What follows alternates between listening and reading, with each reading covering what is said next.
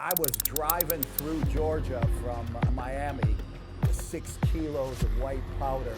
So I just ran, bang, bang, bang. They're shooting at me. Oh, wow. And then I fell backwards and I tumbled and I was young. I thought I was hit. My whole chest was bleeding. Survival told me that group of trees over there, cover. That's where I need to go. So my fingerprints were in the car and that's how it got back to me. But I was in the woods for 3 days in Georgia. In my mind, I kept saying, this is the end of the game. I was angry, I was bitter. I was thinking about who I was gonna kill because somebody snitched on me. January 19th, 1992, I'm back in Georgia. It's over. 5 years in 1 day. The day after I left him, I made a promise to myself in his honor, no more crime. Before we get into today's episode, we want to give a special thank you to the sponsor of today's episode, the Herf Lounge. Herf Lounge is more than a place to enjoy great cigars. It's a place built around community, conversation, and connecting with good people, which makes it a perfect partnership for this episode, baby. How you guys doing? Welcome back to the Roots of Ambition podcast. This is Danny. Angel. Man, today we got some smoke in the building. Sure do. All right. Honored, bro. Honored to be sitting here with you. Angel's been tracking you down. I've been looking and trying to study a bunch of podcasts you've been on. Before we even get started, can you look in that camera and just tell people your name, who you are? I am Scott Anthony. Let's go. I'm the author of Smoke, Right Confessions of a Cuban Cigar-Smuggler. That is my first book. I got 3 more books hitting the shelves this year, and I got to be honest. Uh-oh. They've been inviting me here for about 4 months, and the only reason I came, because he said, if you come, we'll take you out to smoke a cigar. So that's what finally got me in. When he sent me that message, I said, It's a wrap. oh, a free cigar? I'm going, because I just came back from Cuba. Oh. And I was there a month ago. I had to go. Yeah. Man, a Cohiba Robusto in Havana, $77. No way. They're like $250 in Canada. Cigars have gotten really expensive since I was selling them. You think it's because it's gotten more popular? No, I think it's because our money's worth less. They're killing us. The governments are killing us. They sure are. Everything is expensive, and you guys, the sunny state of California, it is expensive here. Man, Yeah, you should brother. see our tax bills. Yeah. They're not cheap. You saw the gas bills. Yeah. Everything. You go to a restaurant. Forget. I'm old, and I remember you could eat lunch for $5 or $7. Not no more, brother. Yeah, we went to Denny's last night. I went with a friend, and he said to me, it's going to be $4. I said, he's living in the 70s too. He just got out the rock, bro. It was $24 and I'm the only one who ate. Wow. Yeah, no, Yeah. He had No a coffee. way. And I had, my breakfast, but Even McDonald's, you go to McDonald's and it's $15, $18, just one person. it's just the money's not worth much. It's been devaluated. In Mexico, they devalue it in a different way. It was normally based against the dollar. Yeah. And over here, they just devaluate it right in front of us. They're kind of paying Every day. that $38 trillion that they owe with They our just keep labor. printing more money. Yeah. Just keep printing more money, That's keep it. And the money- devaluating the and then dollar. you get less and less for your money. Yeah. So man, my first question for you, big bro, is how the heck did you end up from Chicago to now in Mexico? How'd that happen? I plead the fifth. I was a fugitive. Oh, okay. So I was driving through Georgia from Miami with 6 kilos of white powder in suitcases loaded with hidden compartments underneath them. The most interesting man in the world, That's bro. funny. That's funny that you say that, because my buddy John Romano, he's a bodybuilding figure. He's a writer for a bunch of bodybuilding magazines. Sounds familiar. He's Okay. very well known in Yeah. the bodybuilding community. And I did his podcast recently. Oh, right on. Him and Dave Palumbo, and he always laughs. You know how guys were always fucking with each other. And he's like, bro, you're the Dos Equis man. That's who I are. You're the Dos Equis man. Yeah. And he used to drive me nuts. He used to say, Scott, you've got to tell your stories. Yes. He said he saw the Sons of Anarchy, and he called me up and he said, Scott, you got to tell your story. Your story is way better than that. And I just push it off. And my childhood friend who's here with me today, he said he's making fun of me a little while ago. I had a tattoo on my arm because I was a gangbanger. Yeah. I got this at 9, but I took it off at 14 because I moved from the inner city. It's kind of like moving where I came from. I can't compare it to Compton, but right. You know, East LA. And then moving to Orange County into a nice area. Suburbs. So I'm out here in the suburbs, and the girls are pretty, and the guys are wearing sweaters tied around their neck. They got penny loafers with a little penny in there, and I'm walking with a pimp, and I'm completely street. I couldn't really read or write, and all I knew about was fighting and stealing and no good. And now I'm with these people that they're human. Yeah. And luckily I could tell. Yeah. That's the difference, because I have friends where I grew up, like they don't see a difference. They would just say to me like, oh, you think you're better than somebody. I go, well, isn't that the goal? That is the goal, yes. To be the best version of yourself and to evolve. And then I got really, really lucky in more ways than one. When I was 14 years old, when I was 14 years old, I was going to one of the bad boy schools. I was already thrown out of several of them. I was already thrown out of 2. Yeah. And I was going to one of the bad boy schools, and I got in a relationship with a faculty member from there. Oh. She was beautiful. She was 26 years old, and I was 14. Man. And I got to see another part of life, because the guys where I came from, they weren't playing around with women like that. Yeah. They you know any guys that are gangbangers? I'm sure you do. Yeah. They don't have pretty girls. They just kind of get the girls that'll stick around when they're locked up. Yeah. And I said, I don't really want that. Yeah. I want to get my life together. Yeah. And so I was driving back from Miami, and I got pulled over. And I thought I would squeeze through the cracks like I had my whole life. I was 23 years old. It was January 18th, 1987, before the federal guidelines went into effect. So it was a different kind of sentencing. I got lucky with that. They searched the car 3 times and didn't find it. And then I saw more squads coming, and I said, this isn't good. No. And I was talking to him, and the whole time I didn't know that me and the passenger in my car gave different stories. So that was the That was it. That was it. I didn't know. I thought we had an agreement. Like always, bro. But they caught him sleeping, and he woke up, and they go, well, what are you doing? And he said, oh, me and him were down in Florida visiting some of his friends. Yeah. And that was it. And I had told him we were down there looking for antique cars, and I had this booklet Yeah. of all these antique cars for sale, and I thought everything was good. Oh, no. And as soon as I saw that, they finally threw all the clothes out, and they're holding, and they're like, man, this is heavy. Oh. And then when I saw them start ripping and I saw the packages, I ran. Yo, you took off. Oh, I took off. And the highway goes like this and comes up, and there was this brush. I saw just brush, right? And I thought I was gonna muscle through it like a football player. So I just ran, and bang, bang, bang, they're shooting at me. Oh, wow. And then I fell backwards, and I tumbled, and I was young.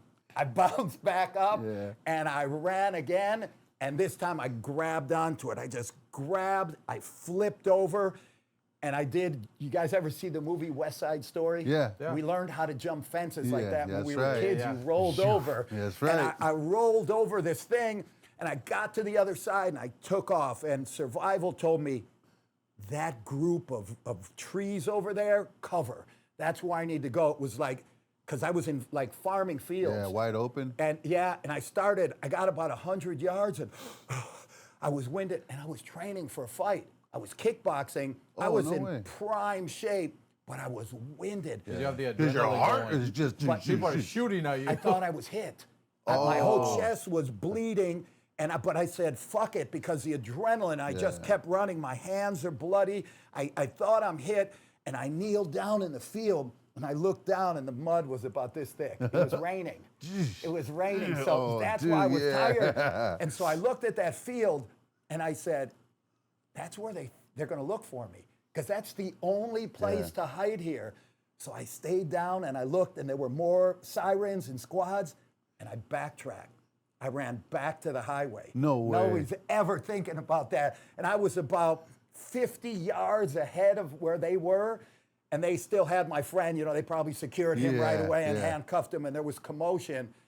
And I waited till there were no cars, so there was no reflection of lights, and I crossed the highway. Oh, shit. And I went into the medium, but the medium was flooded. The water was like up to here.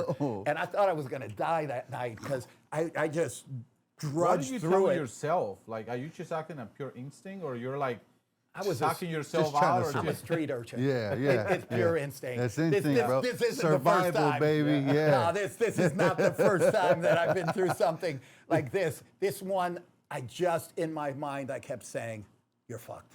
This is the end of the game because now it's real. But it was a rented car under a false ID. So I had a false ID, and but they found my fingerprints in the car. So my fingerprints were in the car, and that's how it got back to me. But I was in the woods for 3 days in Georgia, and No dogs? They had no dogs? yeah, they brought the dogs they brought out. The dogs They out? brought And the you dogs still out. got They away brought the with what it? time of the helicopters. year? January 18th. It was raining. Yeah, because Georgia's weather is no joke. Yeah. It wasn't nice, and they brought the dogs out. And one of the nights, probably the second night, I was so exhausted. And back then, I wore kind of like pimp clothes. So I had a bright blue designer leather jacket. And I figured out, after I got settled, I figured out, because I keep touching my chest, it was the spikes from the fence that went into my chest. And the first thing that made me think I got shot, because I hit it, it was the brush was grown over the fence. So I tried muscling through, and I hit it, went back, and they're shooting, and then the blood, but I wasn't shot. Yeah. And so I made this lean-to. I was in the woods, and I was soaking wet and freezing. I made a lean-to. I took sticks. I put a stick in between two trees, and then I put a bunch of leaves and branches, and I was just laying under there. I stretched the jacket over my knees, and I was in a ball, and I put my arms in, and I'm just in there, and I'm breathing inside of the jacket to keep the heat warm. I had some military training. I was Rambo at that time. I had a cabin up in the North Woods, and me and my buddies used to go out there and shoot at each other and get wild. So I had some survival skills. I kept myself warm, and morning time was coming, and I was hearing noise. I was hearing sticks break. The highway was about 100 yards away, and because I started running at one point down the railroad tracks. And I said, oh man, who knows where I'm gonna end up with these railroad tracks. I went back and I said, I'm gonna parallel the highway. This way I'm not gonna get lost in the middle of nowhere. So I was about 100 yards in from the highway, and I hear branches cracking. Then I hear guys talking. And since they had the search parties out for me, and they passed right by me on either side. But since they were getting close to pickup point, they were laughing and joking and fucking off. And they didn't notice me. I just sat there. No way. Yeah. Didn't fucking move.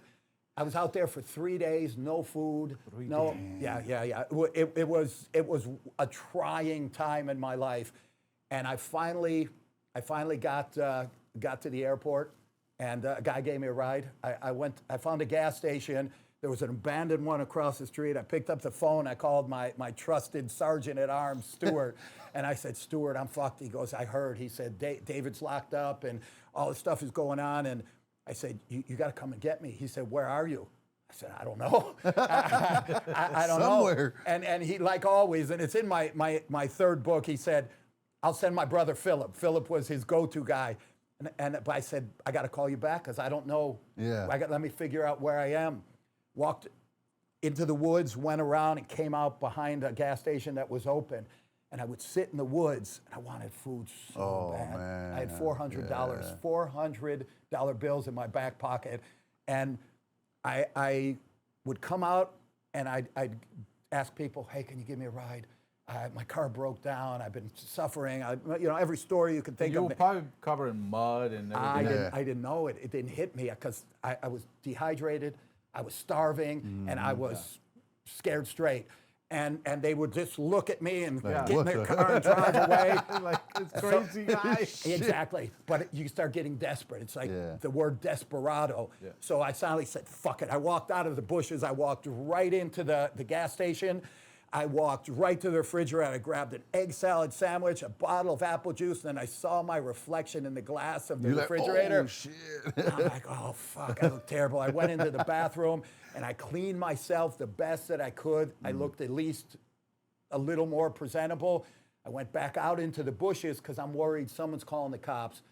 I ate that sandwich in 2 bites. No. Yeah. I just took half because it's cut in half, and Yeah. I took one bite, drank some apple juice, another one, and then like a rat in a cage, I just watched, and I'm timing. I'm thinking, okay, 15, 20, 30 minutes went by. They didn't call the police. Now I had a little food in me. I was even more desperate, and I saw a guy, and I walked out, and I said, excuse me, sir. And he's like, no, leave me alone. And I go, come on, I'm really desperate. I said, I need a ride. I need a ride. He said, no.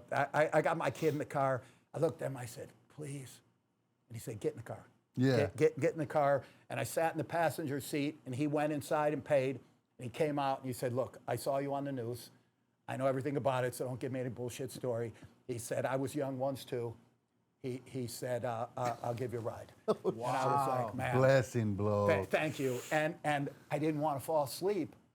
Because I didn't know he's going to drive me. You got homeboy networks in areas, and the heat was on, and I was drying out. I was falling asleep, and I'd wake up and scared, bro. scared. And I offered him the $400 I had. I said I got like $385 left, and whatever I had. And he's like, yeah, okay. And we drove. We went to a hamburger place, ate a bunch of hamburgers, took me to the airport, dropped me off right in front, and he wouldn't take the money. Oh, wow. And he said, you seem like a nice guy. I hope you get your life together. Wow. And I flew back to Chicago, and my girlfriend, at the time, she was of Cuban descent. Yeah. Her mother's boyfriend was Mexican from Jalisco. Oh. And him and I got along, and we did deals. All of his brother-in-laws were Colombians, high-ranking Colombians. Oh, so shit. there's this mutual... you're in the same world. Mm-hmm. And so he looked at me and he said, Scott, you got to go to Mexico. I said, what the fuck am I going to do in Mexico? All I knew was Chicago streets. Yeah. That's all I knew. Yeah. I didn't know anything else. I wasn't worldly. Shit, you knew Georgia streets, goddamn it. I knew Georgia woods. I knew the woods, but I had in my mind Macon County line, these movies, the Georgia chain gangs. There were some movies that bad stuff happened to people. Out of towners getting arrested in Georgia. So that was an incentive to stay out of Georgia as long as I could. And so 3 weeks later and about 10 betrayals later, people started betraying me because you don't have that same shield. You're not as dangerous. And I was becoming like a rat in a cage. And then we took off for Mexico. And then we went to Guadalajara. He left me at his sister's house. And one day I came home and I said, where's Leno? She said, oh, he left. I said, when's he coming back? She said, I don't know. And I said, where'd he go? She said, he went back to Chicago. I said, he just left you. He just dropped you off. That's it. He just left me in Guadalajara. Where in Guadalajara did you land? Do you remember? La Estancia. Okay. It's right near. When was the last time you were there?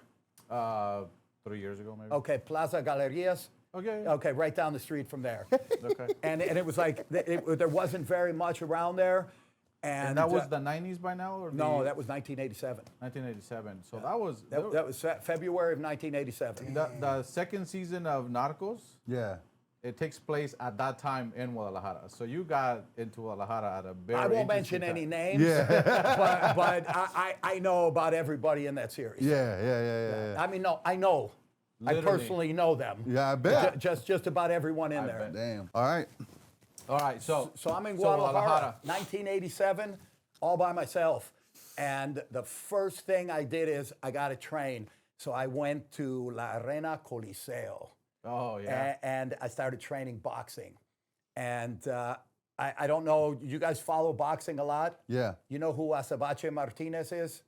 Mario El Acebache Martinez. He fought Julio Cesar Chavez. Oh, that's Yes. right. For the vacant title that, Yes. that Macho Camacho left Yep. in '84. And he's my compadre also.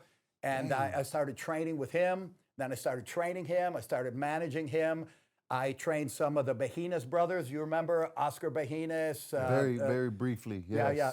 They were the top of the top of Guadalajara at that time. Really? Yeah. The Martinez brothers and the Bejinas brothers. There were three on each side. So the Martinez was Acebache, Dorado, and Ungaro, and the Bejinas was Kiko, Negro, and Galan, and they were all world champion quality. But back then, you didn't get a shot at a title very easily. Right. And so I trained at the Coliseo every day and started learning Spanish, started making friends. And then I have this thing that I talk about. I wanted to start with this, and I want to clear something up. I'm not the same person I was. I'm now 62 years old. My next book that's coming out is titled Street Raised, The Making of a Criminal. And I told my publisher, let's cancel it. I don't want to do it. It hurts me, and I'm embarrassed, and I'm not proud of the delinquency. And she said, no, Scott, you've got to do this. This lets people know where you came from. It gives people hope and inspiration that they can make it too. And I said, Yes. I don't feel comfortable with it. She said, how about this? How about every podcast you do from now on, you start with, Yeah. I'm no longer this guy. I'm a lot worse. I like that. We jumped right into that one. I'm not that guy. I like to call myself a street guy in remission. Yeah. I've cured it. Yeah. Every once in a while, I do want to slam somebody's head in the car door. But I only visualize it. Yes, right. I don't act on it. Yeah. Then I kind of wake up and go, okay, you're now an adult. I have 8 children. Wow. You have 8 children? Yeah, Congratulations, eight bro. children. Oh, right on. They've all been to private school. They're all doing well. What? Respect, brother. Well, I have to cut it off. 4 of them are adults. Yeah. And 4 of them are children. I have an 11-year-old, a 5-year-old, and 2-year-old twins. Oh, no So, way. You're busy. Yeah. They're man. still in private school. But And I'm all in Mexico? all in Mexico. Right on. Yeah. So I believe that I don't know. People can all have their own choices between religion and spirituality, but I believe someone up there has blessed me and sent me down the bad roads to learn a lesson and kind of led me in the right directions a bunch of times, that I feel that there's been angels who have been sent into my life at different levels and different reasons to just at the right time. And I truly believe it. And that guy over there and his brothers in my next book, they're one of them. Although he's probably going to MF me when we get out of here. I came from the inner city where people were dirtier, grittier, and stupider.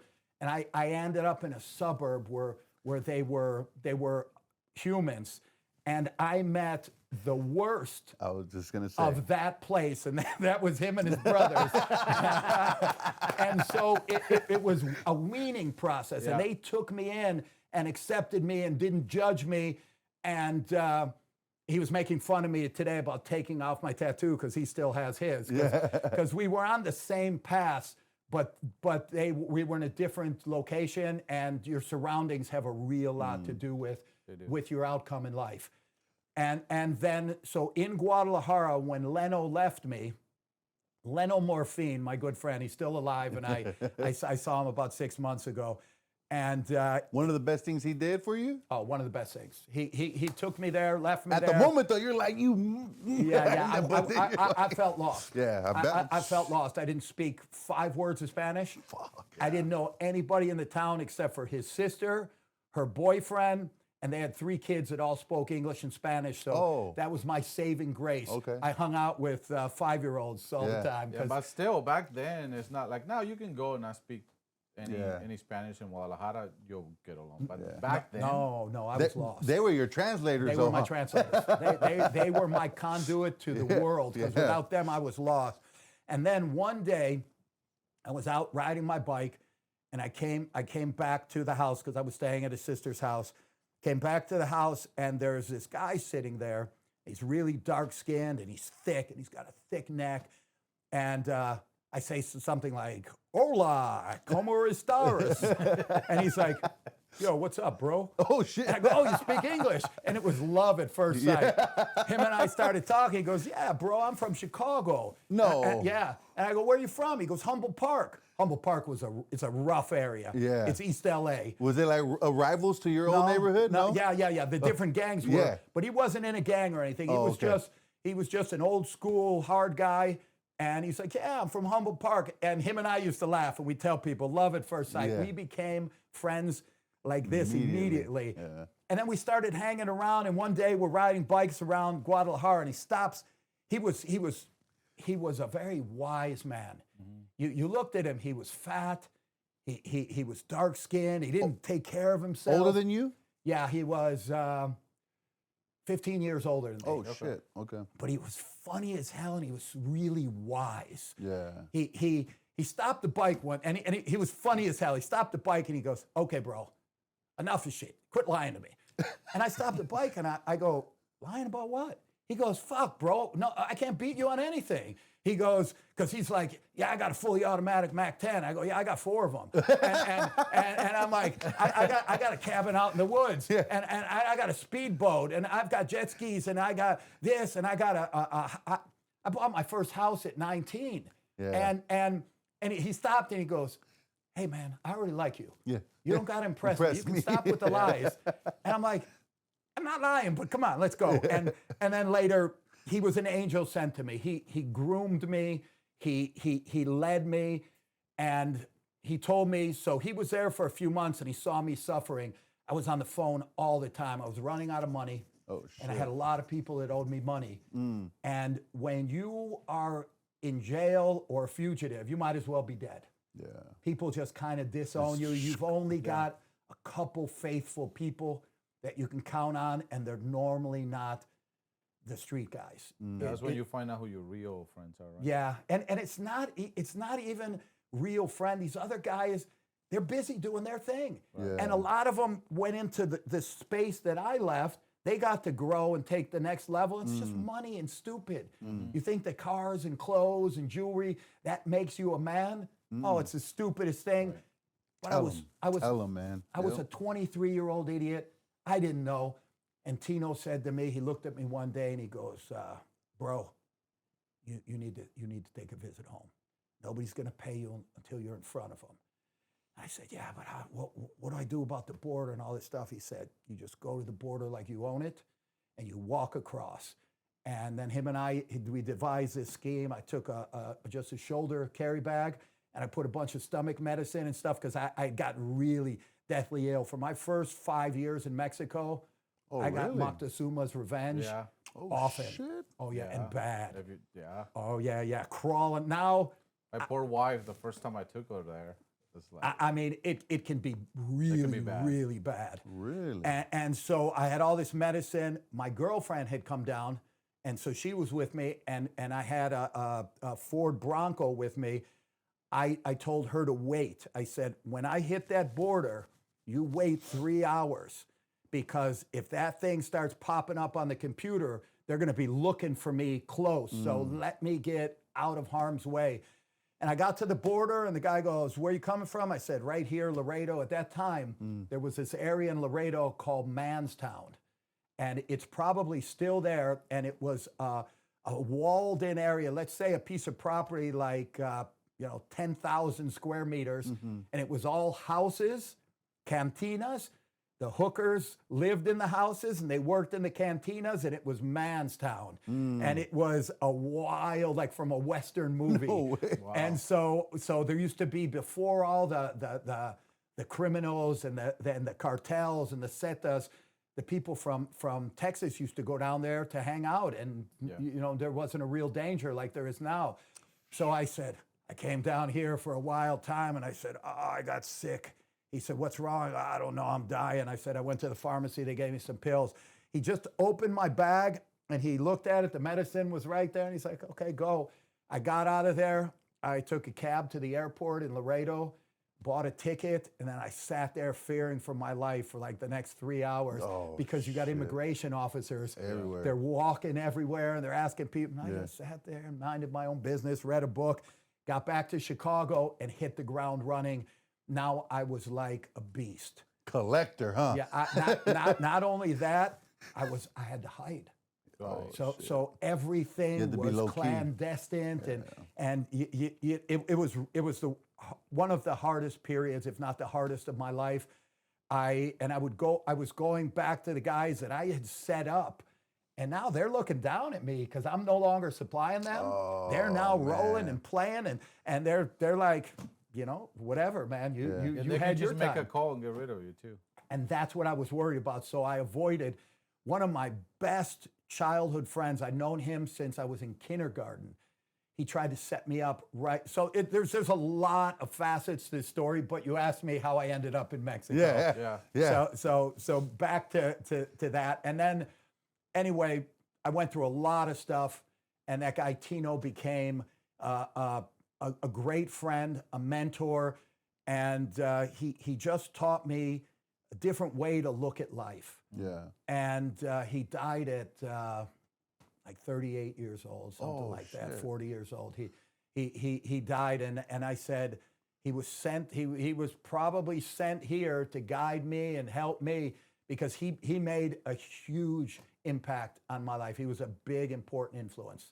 Wow. So I've read a little bit over half of your book so far, and that's a pattern. Like, it seems like you had all these people. There's about that 5 or showed 6 up of them in my life. Yeah. You start by, there was these 2 girls when you first realized that you were like, hey, I need to educate myself. Like that really, like when I read that, I was those like, were the sisters of Phil Lawrence. He knows who they are, and he probably knows the story. For those who think I'm talking to the wall, one of my good childhood friends, Chris Crow, is here with me. And he's here to he's the bullshit meter in case he hears anything that isn't true. You didn't have 15 girls in one night. And so I went to their house. I was already hanging out with him. Him and I kind of progressed at the same time. So we went from street urchins to starting to work out a little bit. We quit smoking. And I went because I liked their older sister. And so I pretended I was going to see their brother, but I was really hoping to see their older sister. And I get there and I'm like, hey, is your brother home? Oh, he should be here soon. Come on in. They let me in, and they were playing backgammon. I didn't even know what backgammon was, because we played let's go steal something. and I started talking to them. They knew about history and geography and just human beings. Yeah. Oh, I felt so embarrassed because I knew I was an idiot. Yeah. I didn't know about anything. And anybody out there who's in that situation, there's hope, because you can educate yourself, pick up books and read, learn. And I left their house. They didn't embarrass me. They didn't notice, because they were just kids. Oh, but I noticed. But you know. Yeah. Oh, I knew. I noticed that. You read the room real quick. Yeah, I said, I'm stupid. I really. You were saying that internally to yourself? Internally, I felt terrible. I felt like this. Yeah. And then so the sister didn't come. I left, and I was walking down the street to my crappy little government subsidized apartment where I live with my mother. I was walking, and I was saying to myself, I'm not going to be stupid. I'm going to go back to school, and you're going to learn. And I had juvenile court the following Monday.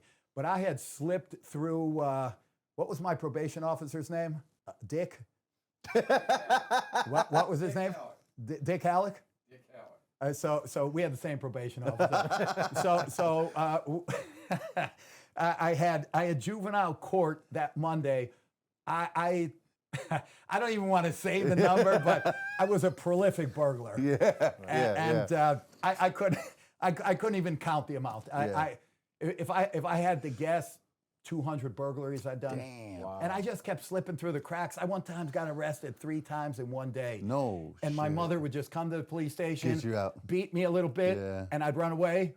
And Go then do it again. 3 hours later, they'd be calling her, your son is here again. Damn. And I didn't think anything of it.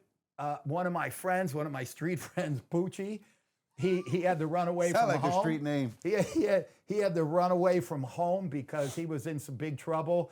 And we had a guy from the hood, it was like a small mafia of a bunch of street urchins. So we had Max the car thief, and for $10 he stole us a car. So it had a screwdriver $10, in it. bro. Yeah. I went to juvenile court, Yeah. but it was in the suburbs. It was no longer in the city.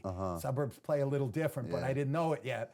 And we went in a stolen car. I was 13, 14, driving a stolen car with a screwdriver to court.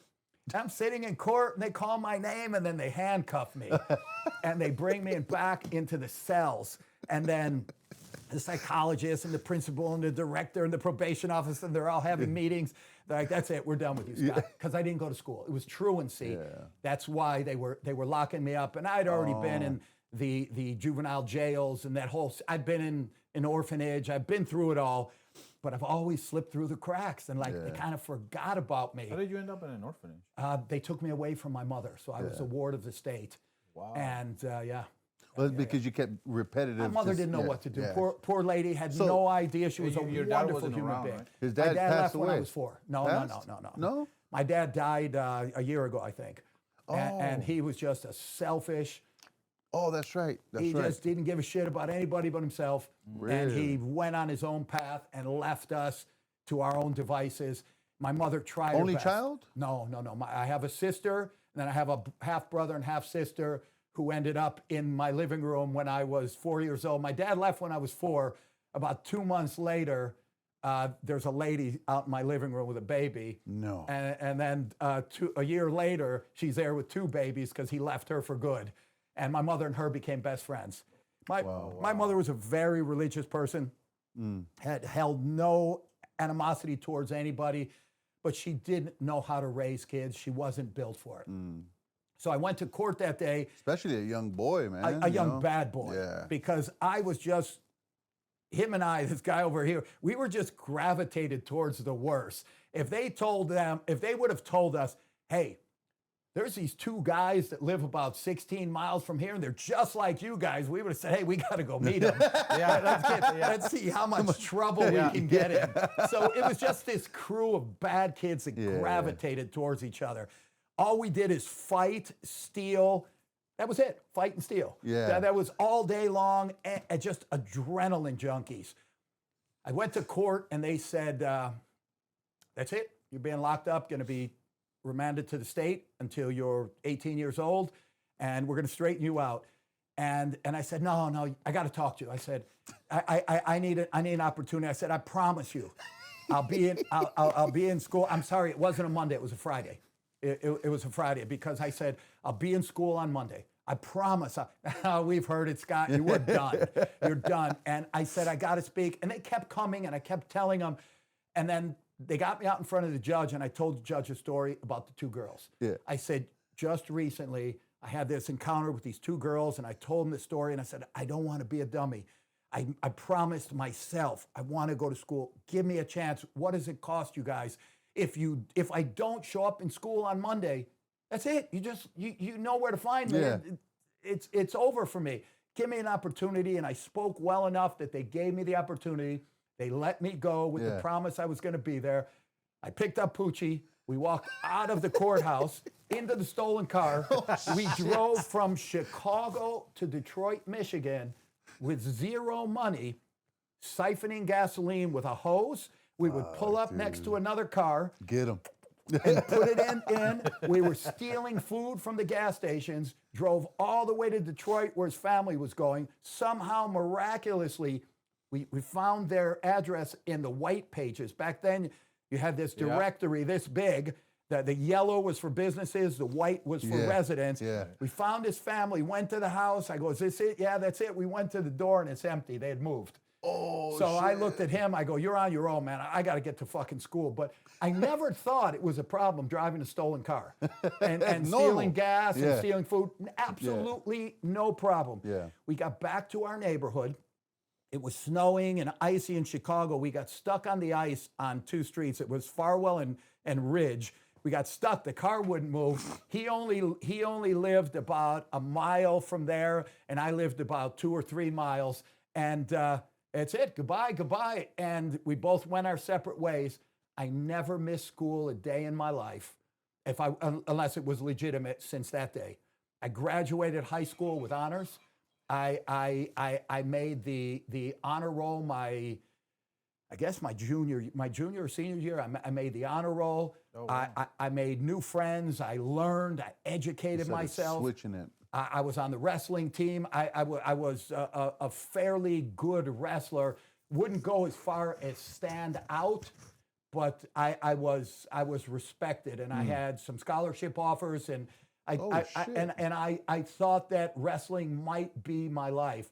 But then I used to look at my coach, and he was about 5 foot tall, bow-legged, and fat. And he would say, "I'm not telling you wrestling will do. I can't promise you wrestling will do for you what it's done for me." And he had cauliflower ears, and I was looking at him and thinking, I don't want that. You're a high school coach. You didn't go that far. I think I'll pursue crime. And So during that time, were you still doing crime? No. I mean, you stopped or? Oh man, it's hard for me. This is hard because when I was writing the book, I want to believe that for like 4 years of my life I was clean and I was doing it, but I'm not going to mention any names, but there were a couple burglaries done every week, and I just had bad DNA and a lot of energy, but I always had a job.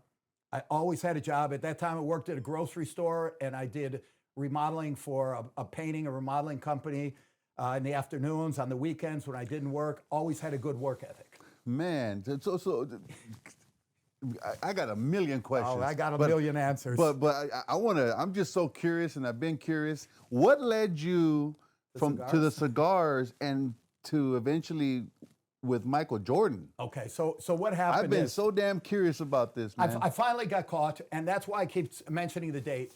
I was first pulled over in Georgia January 18th, 1987. Okay. And I talked to the lawyer who was defending my passenger, and we had this cryptic conversation, like pretending it wasn't me. If you could talk to Scott, what would you say to him? And he said, well, hypothetically, if I could speak to Scott, I would tell him that he needs to stay away from the police for 5 years. They have, because my co-defendant got out on bond.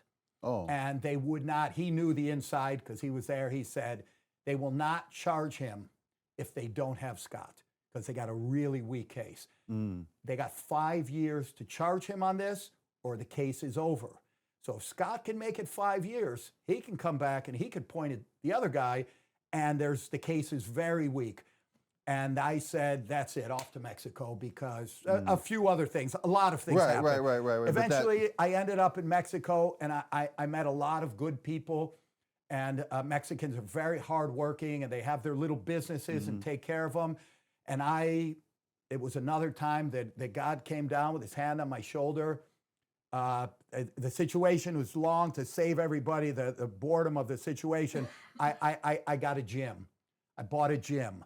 And my first little gym, and it was tiny. It was, I don't know, at the most 1,000 square feet. Okay, small. And it had a piece of property next to it, and I now had a purpose in life. In Guadalajara. In Guadalajara. I had a purpose now. Now I really have something to wake up for in the morning and do. I managed it. I worked it. I was the construction guy. I was the painter. I was the plumber.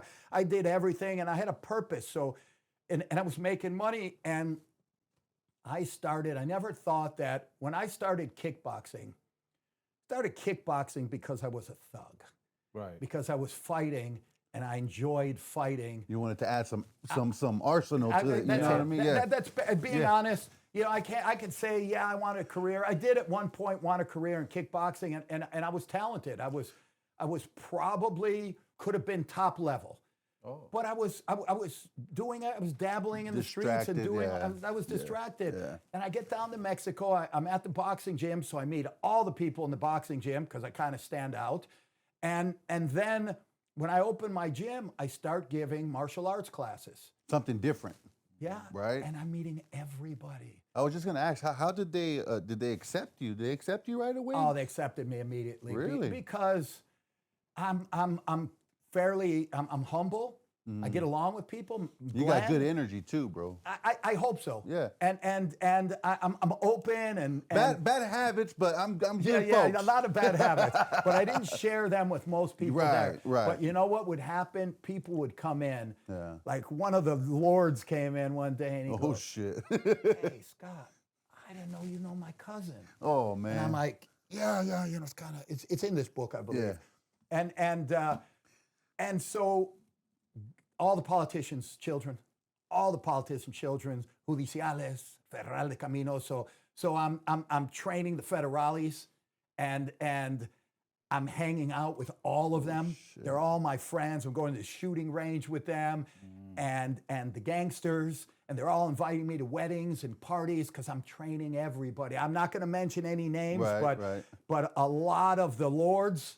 I trained all of their children. Yeah. And so I know the families and went to their houses and the ones that were locked up and the ones that were free and all of them. So you just started networking. I like started crazy. networking deep. Yeah. But I dabbled in some stuff. Yeah. I dabbled because it's who I was. Yeah. Like I said, street guy in remission. So I had these guys from Chicago come down and I actually brokered a deal where I hooked them up with a Mexican capo, and I'm hooking them up with some pochos from Chicago, and I'm in between, and I kind of sit back and laugh, and I go, here's this gringo in Guadalajara. From Chicago. And I'm hooking up these people. Yeah. It's like almost unbelievable. Yeah. And the other thing I'm going to tell you is going to blow your shit. mind. Stephen Bauer, Manny from Scarface. Yeah. Manny Yeah. was my friend in the 80s, and I'm not going to say anything personal about Manny, but Stephen and I were good friends. I have a lot of good memories with Stephen. No shit. Yeah. So, you know, I don't want to say anything personal. All these years, I've never said anything. I guess it's okay to say a few things. Like he was quite a womanizer. Yeah. And He said he's a son of Thurian. you know, the guy was a stud. Women were just all over him. I think he's probably been divorced 5 times by now. And so I'm down there in Mexico, and I'm meeting quality people. The people that I really wasn't friends with back home. Back home, it was mostly gangsters and thugs and street guys. And now I'm in Mexico, and I'm becoming a human, and I'm evolving. And they came and got me. And the governor's son was with me when they got me. No. And Who came and got you? the FBI. Oh, the FBI. They landed a helicopter on the street. They landed a helicopter on the street. There were 50 federales judiciales from the PGR, the PGR. The old PGR. Yeah. They were there, and I knew the guy. I knew him because we both had street people. He was not an honest cop. So when he came for me, I was in the middle of a kickboxing class, and he's like, "Hey, I got to talk to you about something." At your gym. Yeah, at my gym. And the governor's son stood between us. He's like, "Don't go, Scott," because it could have either been a hit or it didn't. He could smell it. It didn't smell like something good. But I was a badass, and I didn't walk. I was stupid. I was a stupid ass. So I'm like, "No, what does he want?" I'll go outside, and bang, bang, bang. They just come from everywhere. Threw a bag over my head and threw me in the back of a Suburban. You know, it wasn't that fast because they had an MP, a Ministerio Público. So a lawyer comes out, like a prosecutor, and he's got a whole file. And they're like, "What's your name?" And I give them my name I'm using, and they're like, No, what's your real name? Then he pulls out my file. He's got a picture of me. And now the street is just filled with people. All the people are coming out of the gym. I'm looking around and I go, can we just get out of here and be quiet? I go, it's kind of like looking in a mirror. I can't deny this. Right. Let's just go. And they threw me in a Suburban and took me to the federal jail. And a few days there, and then the long trip to the border. What were you thinking on the drive to? I wasn't thinking anything good. I'll tell you that. I was angry. I was bitter. I was thinking about who I was going to kill because somebody snitched on me. And a couple weeks before, there were some people there visiting me. And then my childhood friend Brett had called me. He called me from this girl's number. And she ended up getting a hot shot a few years later because she was working with the DEA. And the hot shot is where they put like battery acid in a needle for the heroin. And I was bitter for a moment. And then this aura took over and I said, it's over, no more weight running. Over your shoulders. 5 years of Fugitive. That might be the name of my fourth book. I'm not sure. So you were at the 5-year mark already. This is what happened. So when they get me to Georgia, I have the newspaper clippings and I'm going to share them with you. I have the before newspaper clipping, January 18th, we pull over Scott. January 19th, 1992, I'm back in Georgia. It's over. Wow. 5 years in one day. 5 years in one. To be. And holy shit. So right there, I'm in Georgia. I spent about, I don't know, a year and 4 months or something there, and I got a lawyer. And first off, the Colombians sent me a lawyer. Wow. And it wasn't a good situation. They were just making sure I wasn't talking. Yeah. They didn't care about me, this lawyer. I actually filed a suit against him because it was just all wrong. Yeah. And I started to get offended with them. Yeah. And then I'm talking on the phone with people and I'm finding out this person snitched on you. This person snitched on you. This person is ready to testify against you because I had a lot of stuff going on. It wasn't just this case. I was a bad boy. Right. And I'll come to that. So I'm sitting there. I start figuring out, anyway, I get a new lawyer and people are telling me, you got to get Mr. Garwood. I mentioned Mr. Garwood in this book. He was sent from heaven. Yeah. He finally came. I walked into the room and he doesn't get a normal room like my other lawyer meetings were in a room. No, Mr. Garwood he's got like the sheriff's office. That's where we're in a private room because he is part of the Homeboy Network. No shit. He is a Georgian. And I walk in and he looked like my paternal grandmother. He looked like her brother. Identical. White hair, blue eyes, and the nose from some alcohol. And I'm my grandma. And I look at him, and right away, the air was just different in that room. I felt at ease for the first time, because when you are arrested, you're indicted, and you're first locked up, you know nothing. Yeah. It's all unknown. Nobody's telling you. It's by design, right? Yeah, it's by design. It's to torture you, break you down, kill you, and they're starting to take away your property and your money, and you're just being crushed. And then I sit down, and we start talking, and I told him, oh, Mr. Garwood, the prosecutor here, he hates me, because the other lawyer told me, they hate you here. You're going to get hung, and they hate you. He looked at me, and he goes, ho, Scott, Biff don't hate you, shit. We was talking about you the other day. I got to ask you a question. Did you hear the bullets whizzing by? And I go, yeah, I heard him. He goes, God damn, we thought you was dead. He said, the state trooper that pulled you over, he's famous. That's Johnny Hitchcock, or Johnny Hancock, whatever. He said, that's Johnny. He had lightning bolts on his car for every drug smuggler he caught. No shit. When he got you, he said he was sure he hit you. Shit. And he said, the prosecutor's name was Biff Tillis. So think about that. We are in the South. He said, oh, Biff don't hate you. He don't think nothing about you. So we sat there and talked for a few hours, and he told me about a case that he defended, a Georgia businessman whose son got caught in Colombia smuggling weed. They had pictures of him on the wing of the plane loading it. And he goes, Scott, I think you just like him. You just a young boy looking for some fun. Shit. You just let me work on this. You just sit here and you be quiet. You just let me work on it. Let me do my job. That's what he said. let me do my job. Yeah.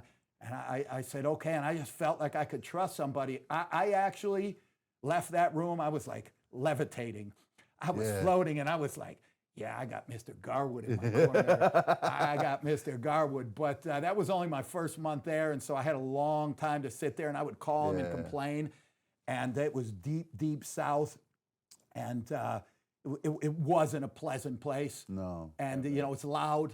The guy's playing spades loud and slamming the table and fighting and the homosexual relationships and there's all kinds of drama going on in jail. Yeah. And, but I just started reading. But the day after I left him, I made a promise to myself in his honor, no more crime. That's it. Right there that day, I said, stop the bullshit. That was another angel sent to me. This isn't fucking coincidence. These people coming into my life and doing, a lot of them doing their hardest to save me and redeem me, and then I'm shitting on them. I said, no more. And I started changing, but you know, you still got it in you. You know what I mean? I grew up with this, so I'm still calling my friends, and they're all doing the same stuff. For a brief moment, I was planning my escape. Probably before I saw him, I was planning. I got in there immediately and thinking, okay, this is the weak spot. This is how I'm going to get out. I'm going to have my right-hand man, Stuart, leave me a dirt bike out in the woods and leave me some nail clippers here and there, and I'm getting the fuck out of here. And then I sat there and thought, well, where am I going to go? Exactly. I can't go back to Mexico as a new fugitive. Now they already again. know you there, bro. They know everything. I can't go home. Money is getting tighter by the day. Fucking just face it. How long were you there in Georgia? I was there in Georgia for about 1 year and 4 months, and then probably another 8 months in the federal system. So when I thought I was getting out, the day I thought I was getting out, I was like, I am out of here. I'm free. They're like, Scott, But wait, there's more. Scott, pack your stuff. I'm packing it up. I'm giving shit away. I'm giving stuff away to everybody. Hey, you can have this, and you can have this, and woo-hoo, I'm out of here. You just then threw I your go money out, away, bro. And there's a somber mood in the office area. It's not like I expected my going away party to be. And then I see two tall guys that are dressed in suits, and I said, something is fucking wrong here. Damn, and they're the FBI coming to get me because in Chicago I had counterfeit charges. And I had gun charges. Oh, no. So all that shit, they kept track of everything, brother. They had warrants on me. Once you're in the system, no, it's it was just built up. I knew all this stuff was eventually going to hit me, and my good friend over there, I almost ruined his life with the counterfeit. Were you home from the Marines when that happened? He had just come back from boot camp from the Marines. No shit. And our whole crew of numbnuts, I wasn't there that night.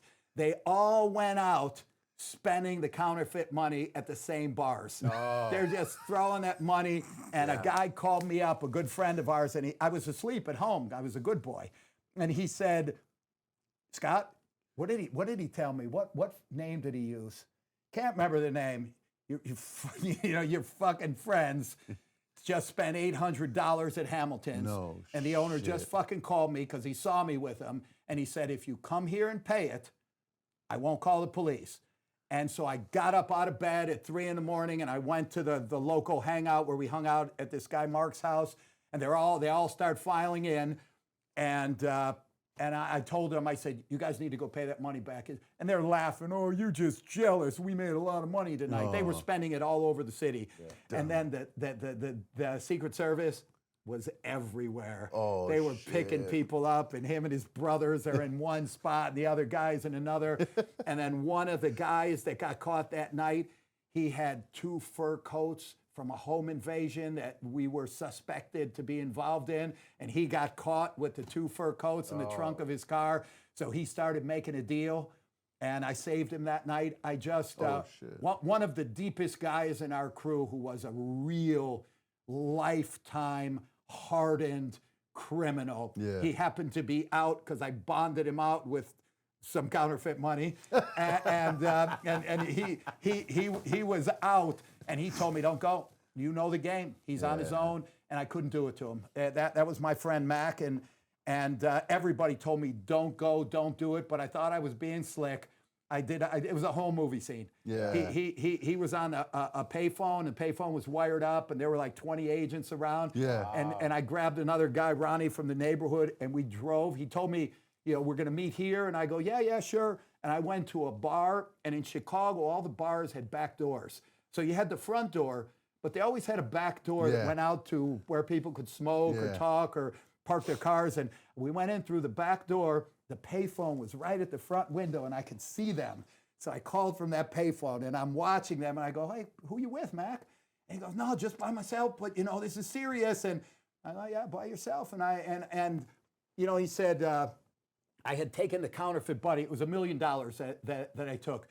And I put it in the garbage can to his house. So I thought I was being slick. Yeah. I thought this was keep, man. He told me, he said, we have a deal. We have a deal. If I turn over the money to the Secret Service, no charges for me and no charges for you.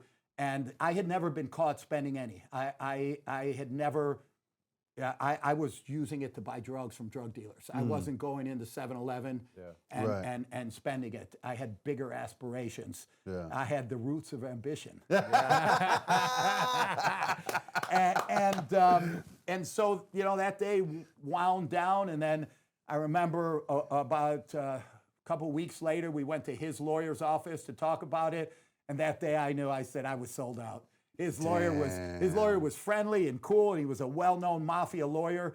And this guy was dating one of the mafia guy's lovers. So there was a lot of drama going on in our lives. And I knew right then, I go, he worked the deal. Yeah. But the lawyer never said, Scott, you got a deal. But I kept up hope, and anyway, that day in Georgia, they took me. So the FBI took custody of me. For that. I went to Atlanta Federal Prison for a few months, and then I went to Reno, Oklahoma, which is a federal transfer site. They transfer all the. I was probably there for a month and a half, 2 months, and then I went to Chicago MCC. But you meet a lot of interesting people in prison, or you used to anyway. Yeah. There's a lot of guys from every walk of life. One that still stands out? The guy that stands out for me, have you guys seen the movie The Octopus Files or Octopus something? It's on Netflix. It's a documentary. I haven't. No. I'm going to watch it tonight. The Octopus something. His name is Michael. I can't pronounce his last name. I was in MCC with him. And I was just, when he was talking to me, the guy from the documentary? Yeah, one of the main characters in the documentary. Wow. His father was the CIA. He's a super genius. And him and I bunked next to each other. We talked all the time, and he told me he created a design for the MAC-10. And I was like, yeah, bullshit. Then he told me he created this design for this really high-tech weapon, and maybe a U.S. manufacturer or the Israelis offered him like $5 million for his design, but Iran offered him like $30 million, and so he was going to do the deal with Iran, and he ended up in the federal system, supposedly for methamphetamine. He said they framed me. And I was thinking, yeah, everybody here is framed. Everybody's innocent. And he would tell me these wild stories. And I'm just looking at him and thinking, you're so full of shit. and then the documentary came out, and a friend of mine called me, goes, you got to watch this documentary, the octopus thing. And he starts saying, Scott, it sounds like some guy you had mentioned. And there he is, Michael something, and he's all paranoid in the documentary. And they were all true?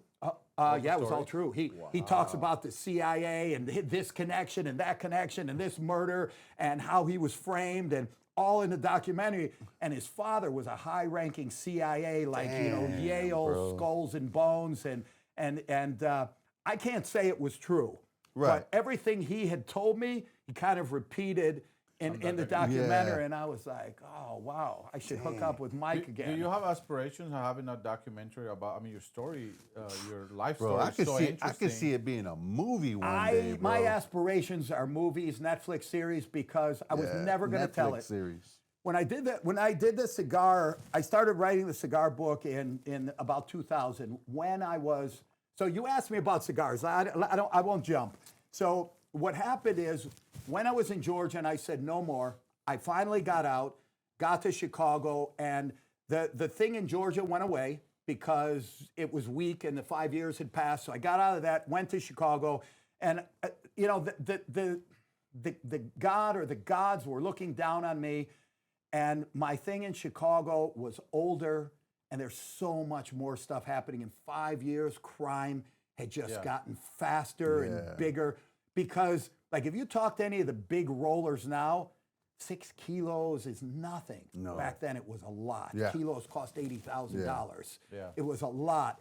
And there wasn't a lot, but now it's everywhere, and the levels and the crime. And so I got out on bond in Chicago. I was at MCC for a certain period of time. My mother put up her house. I got out on bond. It's a very difficult getting acclimated to society after you've been with animals. Yeah. Because it's a different scenario your whole life. So I'm out and I'm hanging out with my friends that I was with. I didn't have a lot of money, and they were taking care of me. My friend Stuart had this man cave in the whole basement. His mother-in-law owned a 12-flat apartment building, and we were talking about this yesterday, he built this whole man cave in the basement. All the guys would meet down there, pool table, arcade games, big machine, screen TV, all his signed sports stuff, his collection of 5,000 pairs of gym shoes, and a full bar. We're hanging out, and he's still wheeling and dealing. And my friend Wacker's wheeling and dealing. Brett is wheeling and dealing. All the guys I knew, so they're helping me out. They're paying the bill, and I'm kind of like a freeloader, and I'm saying no more. And opportunities are coming because I now have so many more connections south of the border than I ever did when I was rolling, and I had my friend Tino, who I had met down in Mexico, and him and his whole family is involved at a high level. I'm just saying, no. I'm not doing it. I'm just staying focused. How old are you at this time? I'm 30. Okay. About 30 years old.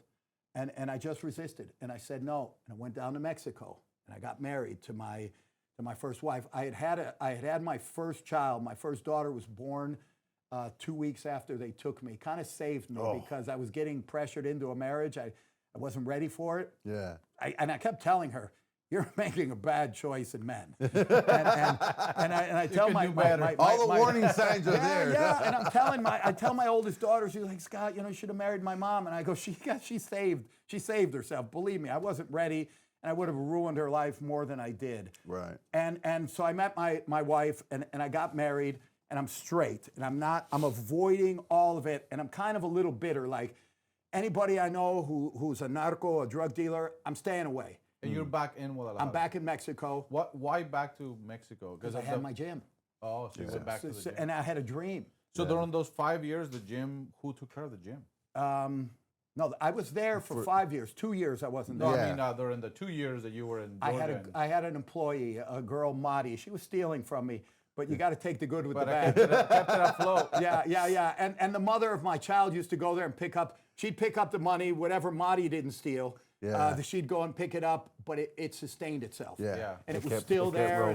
And the federales came in and they pillaged what they could and took all the stuff, but the building was still there. The business was still running. I had some other guy giving kickboxing classes because I had started the MMA of Mexico. I'm kind of like, and people have quoted, it's not my own quote, I'm like the godfather of MMA in Mexico because I brought kickboxing down there. There was no other kickboxing, and I taught people wrestling. I didn't know jiu-jitsu at that time, but I was putting this stuff together. And I'm back down there. I now have my wife. My next daughter is born, and I don't have enough money to pay for life, really. 2,000, because there were 2 floors of the gym, or 3. I had a restaurant on the first floor, an aerobics area, and then the weight area, and I shared the aerobics room for the classes, and there's not a lot of income. I'm giving a lot of private classes. I'm waking up at 6 in the morning, classes all morning, private classes, group classes. And I said, I'm not going to make it. And I started training boxers. El Acebache Martinez he fought Azuma Nelson 2 times. He fought Julio Cesar Chavez, Dingan Tobella, Jeff Fennick.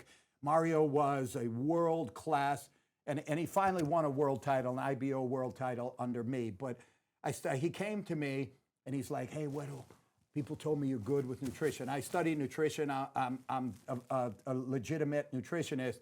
And he said, man, I'm heavy. I can't lose weight. And I said, okay, come tomorrow. We'll start training. And before long, I was his manager, his trainer, his everything. Oh, shit. And so I started training him and his brothers and the other guys. And I'm start traveling around the world with fighters. And I had a couple world champions. And that's how I met Marco Antonio Barrera. And so I'm training and managing and doing all this stuff. Tiring. Oh, boxing is harder than being a gangster. Yeah. Oh, the boxing world is ugly inside. Man, Not that was my question next, bro. Yes. Oh, it's a hard ruthless, world, man. huh? It's ruthless. You got to have thick skin. And the other day I was on a bus with a boxing publicist, and we're talking. And we both said it at the same time: don't fall in love with your fighters, because some of them will stop training. Yeah. Some of them will go with another trainer. They're humans. They got, people are influencing, whispering in their ear.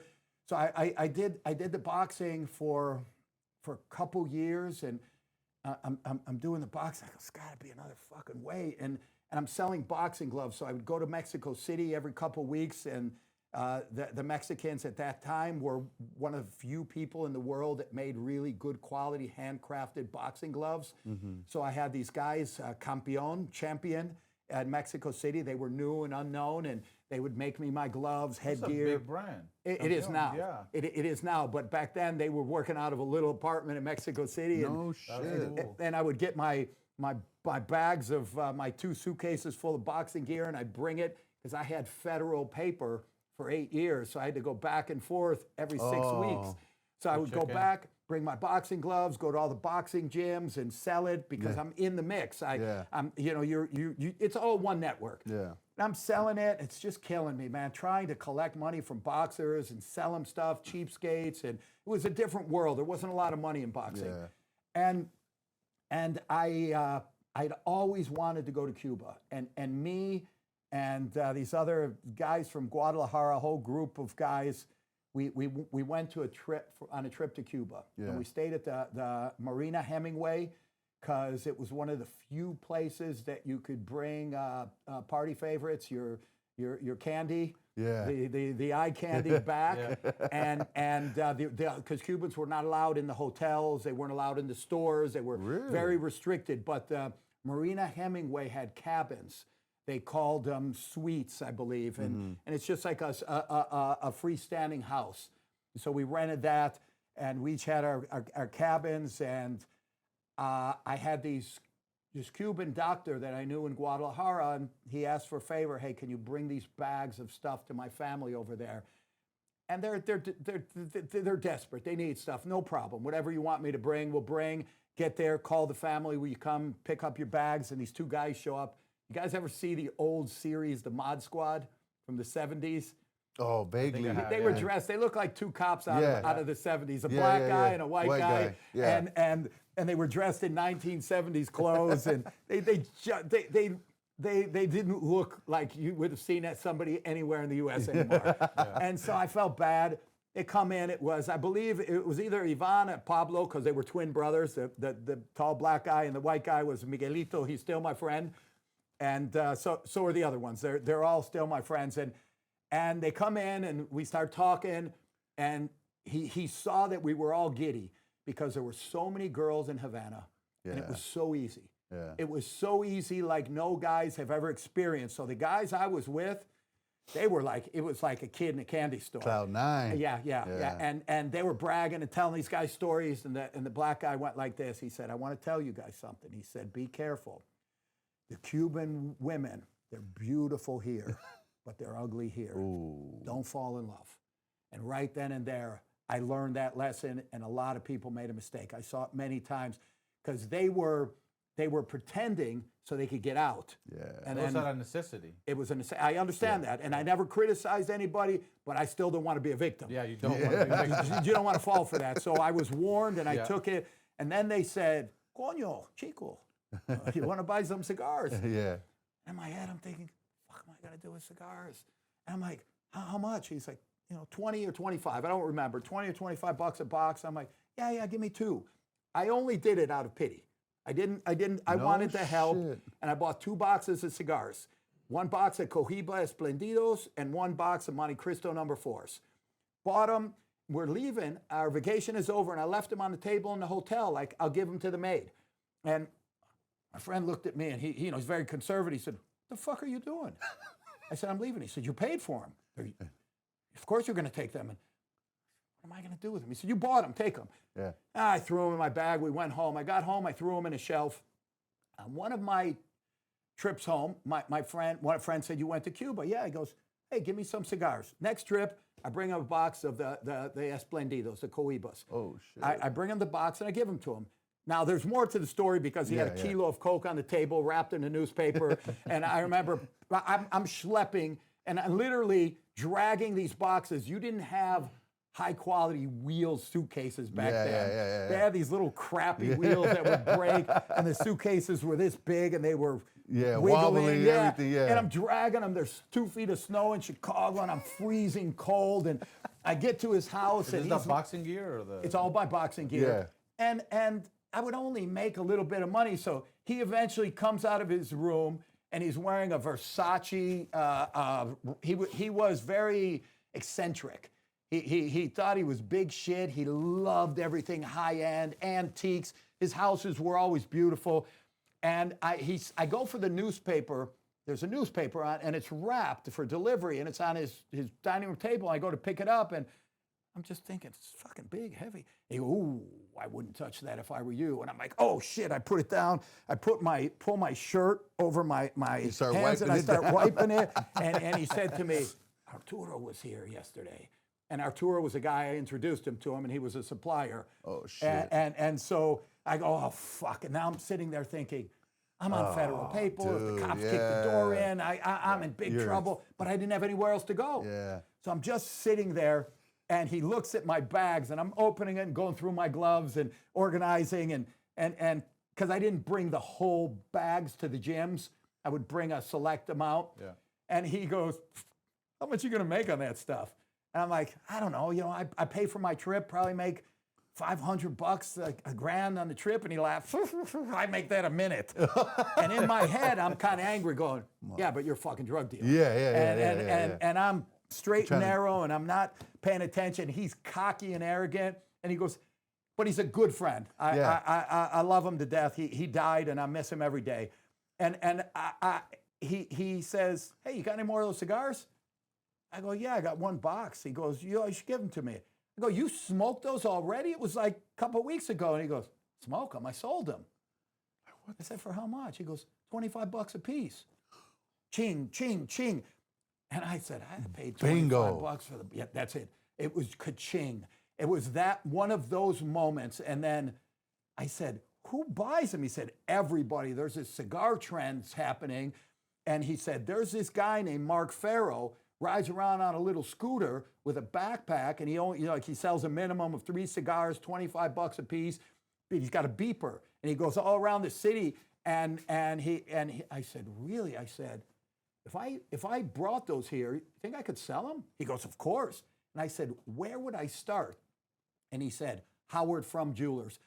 Howard Frum was the guy in Chicago. He sold Rolexes, used. To all the celebrities. Everybody. Yeah. I have a saying, if you don't know Howard, you're not from Chicago. Yeah. He passed away a year ago. My book is dedicated to him. Oh, right on. And I said, "You think Howard would let me?" He goes, "Yeah, Scotty likes you. He'll let you." Because his jewelry store was one of those places. Yeah. It had energy. Yeah. He had this old black man shining shoes in there, and that guy would laugh and joke with everybody. He had a bunch of different jewelers selling different jewelry, and celebrities were coming in, cops, judges, everybody. I went to Howard's store. Anyway, when that happened, I went right back to Mexico. I couldn't sleep. I couldn't concentrate. I didn't care about the boxing gloves. It was spinning. It was spinning, and I started calling home. I got back to Mexico, and I said, "Who knows about Cuban cigars? Anybody know anything?"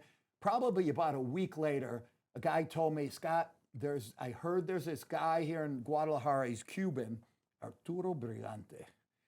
He sells Cuban cigars." And it wasn't easy because I had to look. And finally I got him, came to my office. He had a helper. It was a movie scene because he's a little bit chubby And his clothes, I could tell they were a little worn, but he looked good. He always wore colored T-shirts, red, purple, yellow. He had a pinky ring. He had some jewelry. Yeah. He just looked good. He looked like a guy. His hair was slicked back. Cubano. And Cubano. and he was slick and smooth and polite. And he showed up and he's got a helper. And he's like, and the guy, you know, they first came in to check out. We didn't set up. What's going on? And then he sees, I go, come into my office. And he sees there's a gym reception. My office was right out in the open. And he tells the guy, go. And the guy comes in with 2 big boxes. I only had, let's say I had $5,000 to my name in liquid, $5,000. And I didn't know anything. Before I hooked up with him, I went to the store. I went to Sanborn's, which is a restaurant and slash bookstore. And I bought Cigar Aficionado, the one that had Fidel Castro on the cover. I bought that, and I'm looking at pictures, basically. There's not much to read in there, and trying to learn what I can. And I have that magazine on my desk, and he comes, I take some pictures, these boxes, they're in there. I don't even know why I saved them for 30 years, saved those pictures. And I'm like, do you remember the movie Blow? Where it's like, how much do you want? All of it. All of it. And he said, how much you want? I'm like, I don't know, 5,000. What do I get? He gave me an assortment. I had no idea of sizes, no idea of quality, no idea of freshness or taking care of them. I knew nothing about cigars. I had an old gangster-like uncle that used to smoke, and that's all I knew, but he had passed away, so I just bought them blind, bought 44 boxes. I bought 40 boxes, $110 a box. It was $4,400. I had $600 for expenses for the trip. Yeah. And that was, let's call it a Thursday. By Saturday, I had my compadre Toño in his car, and Acebache's other compadre, Oscar, El Escorpion. I had him, and we're in this little Sudu car, and we're on the way to the border. And we're getting stopped by the judiciales, and you know there's checkpoints for retenes, and there was always one in Saltillo over the tracks, and they kept us there for like 5 hours, just giving us a hard time, and you got to pay along the way. Finally get to the border, long bullshit bunch of stuff. I eventually get them across. Oscar goes to Chicago. He loses his suitcases. I sent him on Greyhound. It's not easy to get your shit across the border, believe me. Man. Not easy, but get him to Chicago, and he calls me. I remember he wakes me up and he goes, Scott, the suitcases are gone. I'm like, no, you fucking idiot, Oscar, what happened? I'm screaming. I told my wife, that's it, I'm going to Chicago. And by the time I got to Chicago, he had found them. They recovered him at Greyhound. And he stayed in a hotel that was coincidentally 6 blocks from where this guy Howard Frum's office is. Yeah. A really shitty, you know, one of those flop house hotels, $5 or $8 for the night. And the lock didn't work on the door. He had to put the dresser in front of it. I took my bag to Howard's. I walked in. He goes, Scott, what do you got? And he opens it up and he starts making phone calls. And Howard was Jewish, and there's a Jewish network. They know each other. They take care of each other. And since Howard trusted me, it was Howard that made all this possible, because you don't get let into people's lives, especially one of my customers was a billionaire. Wow. So he sold his trucking company. At that time, his trucking company was TLC, Truck Leasing Corporation, and he sold it to General Electric for $1 billion. So Wow. as Howard started calling these people, and long story short, I turned that $4,400 into $12,600 in just a couple days, and that was it. I had that money, and I was off to Mexico. Called the Cuban guy, and this was the real scene. He came to my office, and he said, "What do you want?" I said, "I want them all, all of them." He had 120 boxes. Dropped the price down to 100 a box. I want them all. I took them back, turned that into $36,000. And then I came back, and I am relentless. If you're going to do business, Tell them. fucking take no prisoners. Thank you. All or nothing. There is no breaks. There's no luxury along the way. Build your life and do not get distracted. So I got back to Mexico, called him up, and he said he came to see me just because, what are you doing with all of these? I've never had a customer that bought more than 2 boxes. And I said, I don't know. He said, how are you selling them? I said, I don't know, but they're selling. And I had a member at the gym that happened to be walking by and heard the Cuban stuff. And him and I always chit-chatted, Eduardo Trujillo, and he said, and he was also an engineer. He helped me build my buildings after that. He said, Scott, what's going on? And I said, Cuban. He goes, Scott, I had a Cuban fiance. I was going to marry her. I know Havana like the back of my hand. I know where the cigar factories are. Oh. And you want to hear about divine intervention? His girlfriend is a travel agent. His girlfriend is a travel agent. No, it gets even better. And this is all coincidental. It just kept lining up. The stars lined up.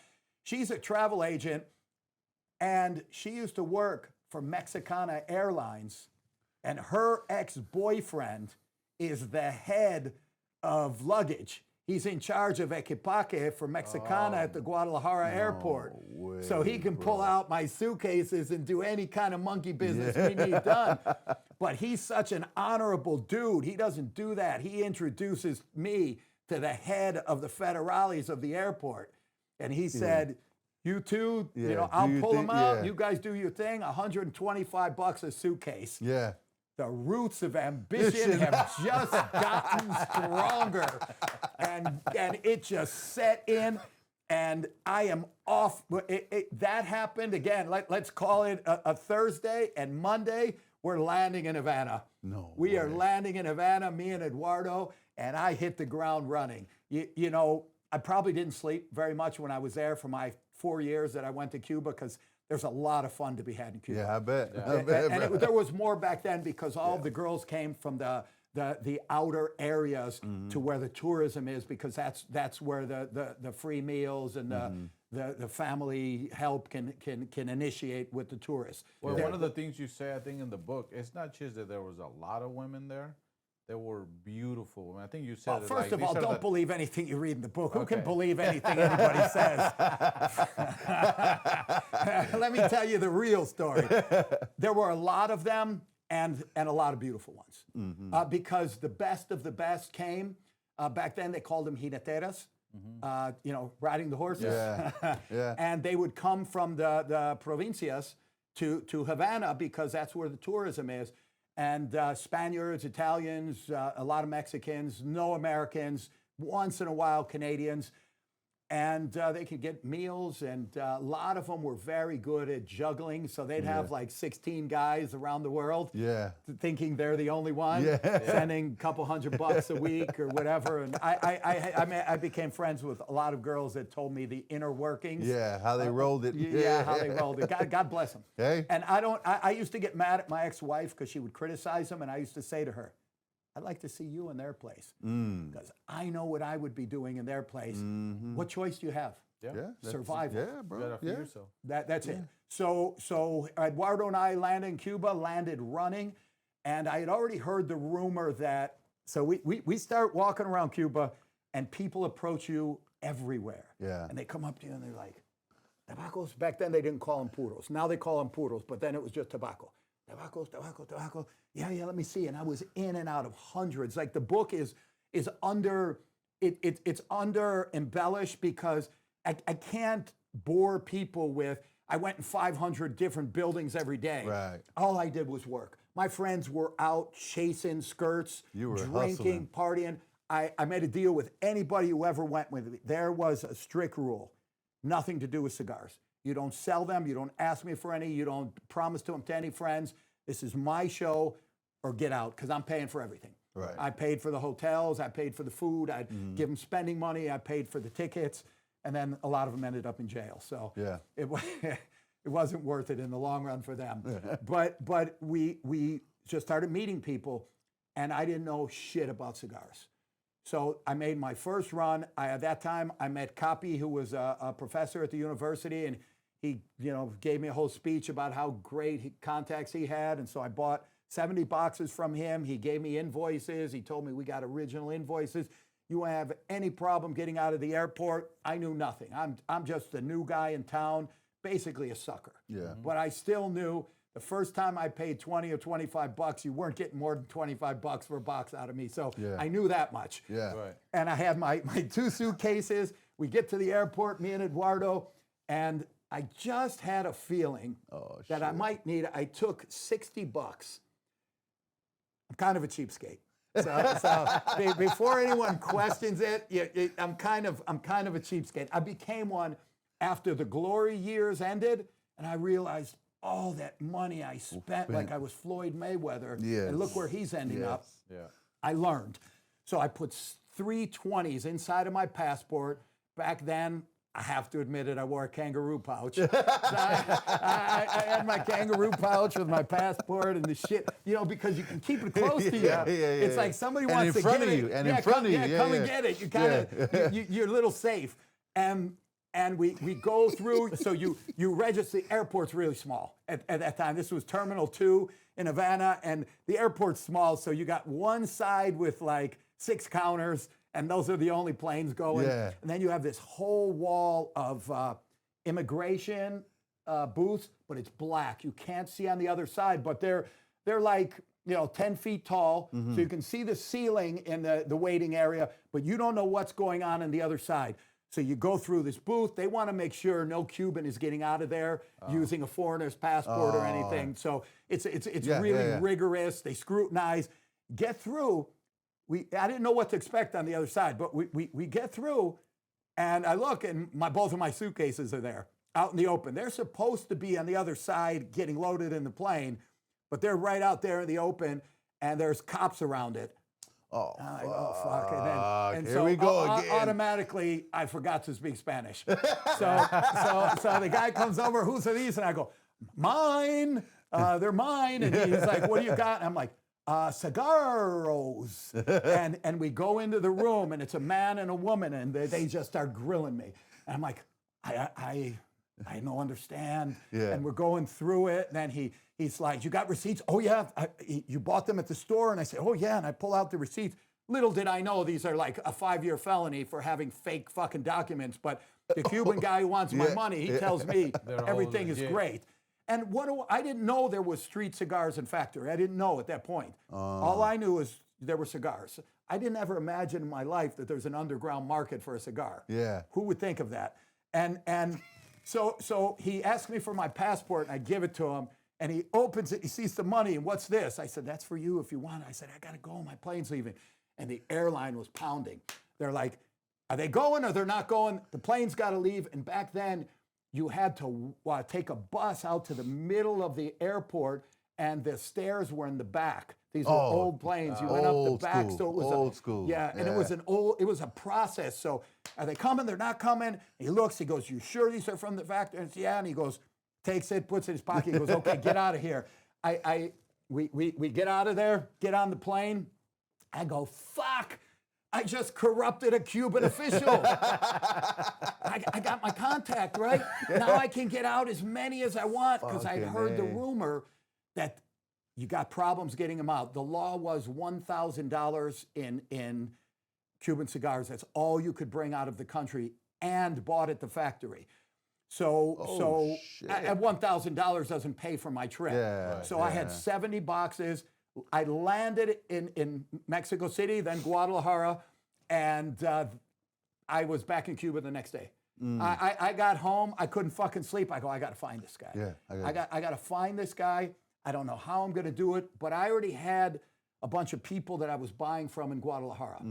I had these Cuban guys that lived there that were coming and going, and Elier was a hustler and a street guy, but he couldn't be trusted. He had these beady little eyes, and so I go by myself the next day. I tell my wife, that's it. I'm going to find this guy. She said, how? I said, I don't know, because they have 2 airports. And they switch them around. Sometimes they're in arrivals, sometimes they're in departures. They'll send them to Terminal 1. I said, I'll sleep out there. Again, this is determination and discipline. You want to get somewhere, you kick the door down. You don't wait for someone. I don't even knock.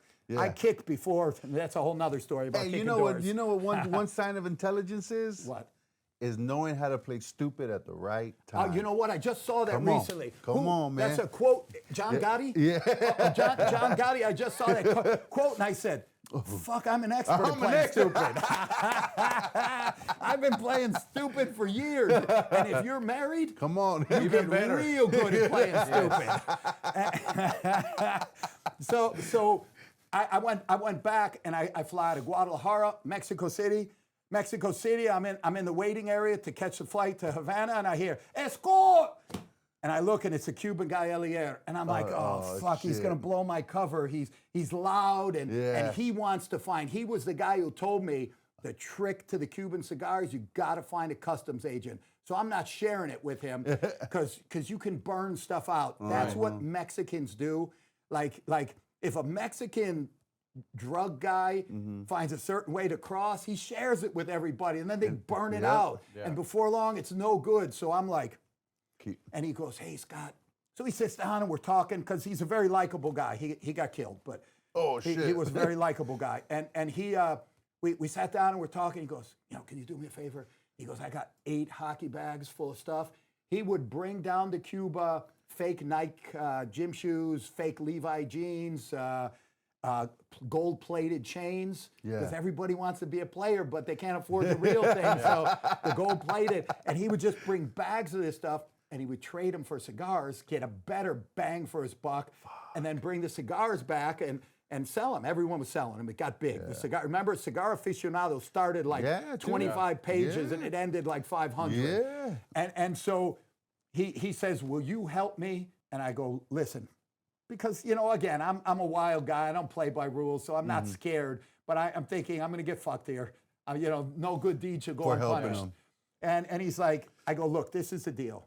When they start coming out on the band, I said, you just point like this. You stand where they're coming out, and I'll know which one to pick up. Let's not talk in the airport. He's like, yeah, fine. I'm on the other side. He's over there. All of a sudden, escort! El azul! El azul! Bro. I almost walked out. I had like a baby fit in the moment. I'm like, I won't even take his bags. I unloaded the bag, and then it's over. The cover's blown. It's over. I load the 4 big fucking hockey bags up in my little stupid bag. I don't even know what's in the bags. It could be filled with fucking drugs. And here I am doing a favor. And it's got a red sign and the green sign. So something to declare, nothing to declare. I go to the green side, and the lady said, you with that Cuban? I said, no, what Cuban? I'm speaking English. No, what Cuban? No Nintendo. You're with the Cuban, but I had a secret weapon this time.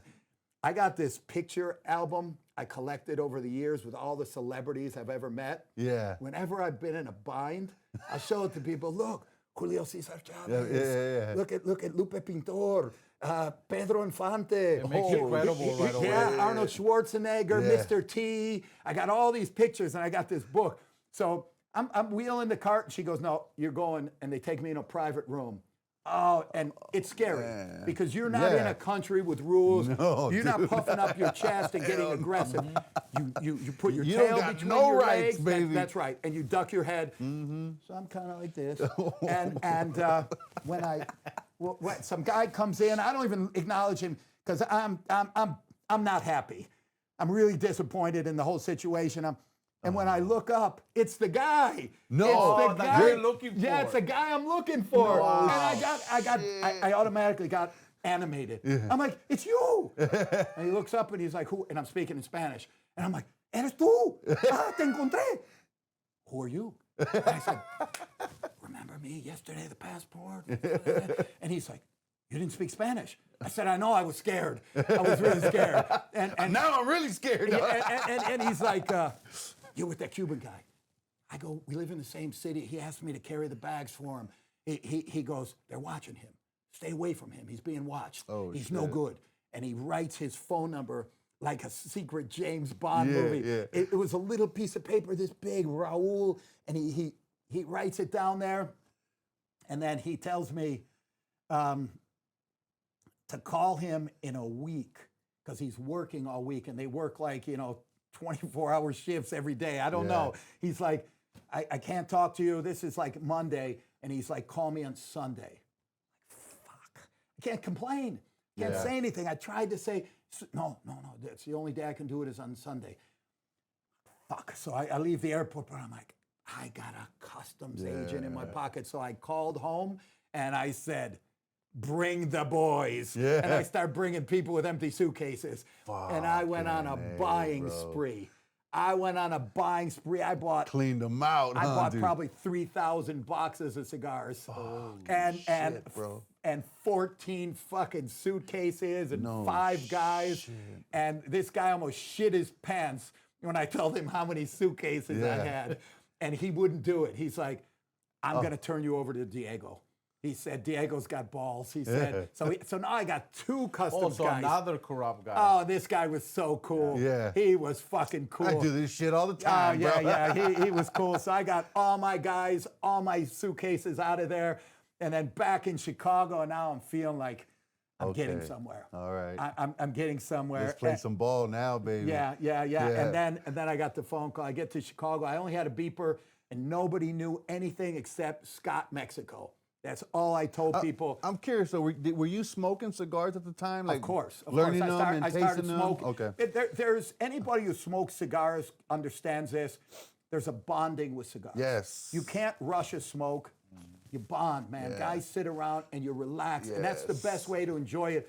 The guys who I see that rush it, they're like, their wife won't let them smoke in the house. They go out in the backyard and they're shivering and they're smoking. You're not enjoying it. No, Oh, no. you need to be with somebody you enjoy their conversation and you smoke it slow. Did you see Vampiro and I are doing a weekly podcast? I saw that. We're drinking his tequila and we're smoking a cigar. And I look Beautiful. forward to these. I actually call him and I go, we might have to do 2 a week so we can smoke more Yeah, cigars. right on. Because we're just chilled. The time is there. The podcast lasts until we're done with the cigar. That's when we start that's wrapping it up. Right on. And Does it's he been also live cool. in Guadalajara? Yeah, he actually lives at my house. Oh, shit. How did you get to know him? That's Hey, hold on, bro. We getting to Michael Jordan, big dog. All right, Okay, so sorry. we're getting to Michael Jordan. So what happened with the cigars is that I go back to Chicago. I had X amount of runs to Chicago with the crappy street cigars I was buying. I didn't know they were crappy. The boxes were beat up. I didn't know how to pack them. I didn't know shit. yeah. And people would like pick them up, and they go, "Man, first of all, what a beautiful book." People would pick them up in the corners and I'm thinking, all that matters is the cigar. It's Yeah. like a shoebox. Yeah. All you want is the shoes. But collectors and people that spend big money, they care. They care about their stuff, and I had to understand it. I had to accept it. I said, I get it. You got some guy who's It's like a comic book, man. Yeah. You want to keep it nice. So you were and just clean. throwing them all in the bag. I not didn't thinking understand. about it. They're banging and clinking around, and all I'm caring about is I got cigars, and it's Yeah. gold to me. And so I get back to Chicago on this run. I turned the beeper on because left the beeper in Chicago, turned it on. I had a 911 beep from this guy, and I call him up, and his name was Bill, and his uncle owned a car dealership. They were big customers. He turned me on to a lot of people. He goes, "Hey, Scott, there's a problem with these last cigars you sent me. They won't smoke." Right away, I said, "Bill, that's why I was calling you. I wanted to know, did you have any problem?" I just rolled with it. Instead of fighting it, arguing, thinking, "Fuck you, I got my money, you're fucked now." I said, I called you to make sure everything was okay. We'll trade them out. Knowing how to play stupid at the right Yeah, time. there you go. And that trip, I got a phone call. My beeper, because I was not letting anybody know where I was. The old days had taught me a lot. Low key, baby. And very covert. Yeah. And so I get a beep one day, and I always called them back because they were all customers. That's it. And it was Mark Farrell, the guy who was on the scooter that I had first heard about a year and a half before that. Yeah. He goes, "Hey, Scott, I'm Mark Farrell. Howard From, the jeweler, gave me your number. He told me you're selling Cubans. Hey, Mark, how are you? I heard about you." He goes, "Come to my house." He lived on Lakeshore Drive, which is a prominent, influential street in Chicago, higher economic. It's called the Gold Coast. So Yeah. he was a person of substance too. I went to his house. I bring my cigars. He goes, "Holy fuck, you get a lot of cigars. How do you do this?" He said, "Because the way I do it, I go through Canada. I bring 20 boxes at a time." I go, "No, 20 is not for me. I'm the 1,000-box guy." I brought about 600 boxes per trip. Oh, that was my average, bro. So he starts going through them, and he's like, shit. And he looks at me and he goes, "Scott, man, you got to learn how to pick cigars." So I spent the next couple hours in his apartment smoking his cigars and talking. And he showed me. He would open the box and he'd pull a cigar out. He'd take a toothpick and he'd put it in the end and see if they pulled. If they didn't pull, he goes, "The box is fucked. Forget that box." And then sometimes he would pull one from the bottom, same thing, prick it 2 or 3 times, and then draw, because the Cuban street cigars are made from street guys. They'll put in any material they can find, but there are the guys who do it the right way too. So it took a long time to figure that out. And so he taught me, he schooled me that day on how to choose. He bought about 30 boxes from me. And then I quit having that problem with people complaining.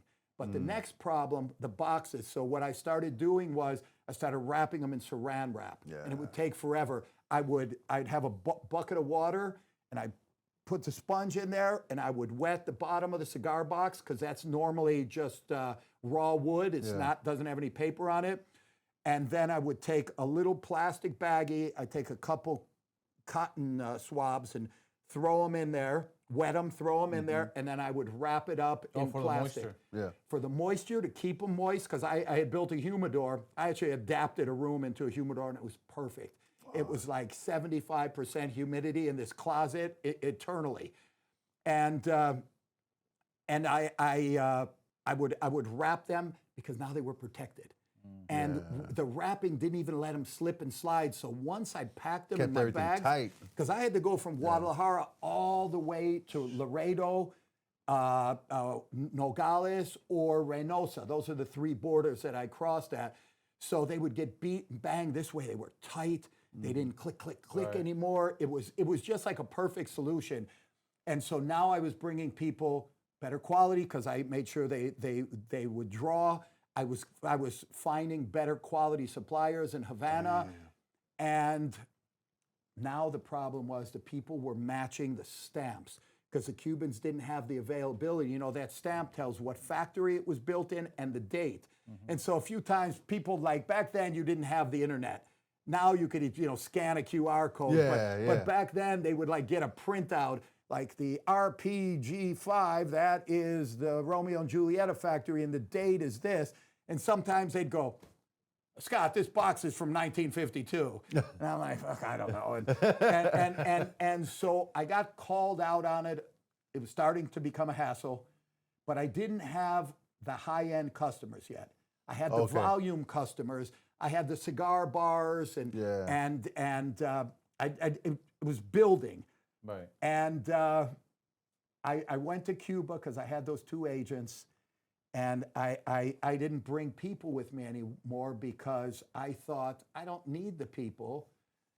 And I went with my wife, and we had a great vacation. We went out to dinner with the customs guys, and we even stayed at their house, and everything was easy and nice. And I got to the airport, 14 suitcases. And some guy out in front came up to me. He's like, hey, coño. And I didn't understand what he said. I thought he said, Raul said, you can't bring all of them today. Leave and come back with only 2 suitcases. So I came back with 2 suitcases, each of us, and we got arrested. So we got arrested, and it was a big hassle, and they took my passport away, and then they gave me a court date. So they had us held captive in Cuba for a week, and then they gave me a court date, and he told me, I met with him, he gave me my money back, he apologized, he said, Diego will help you get the rest of the stuff out, but I'm bowing out because I can't handle the stress. And it's not for everybody, brother. No, it's hard. It's hard, man. It's really hard. And then I kept buying, I kept accumulating. I brought 4 guys there with me. Long story short, everybody got busted. They all went to jail in Cuba for a week, and I got away. Me and another guy, Louis.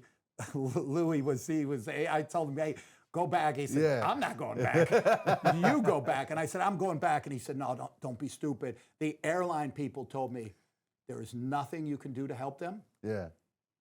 You'll only make it worse. They knew me.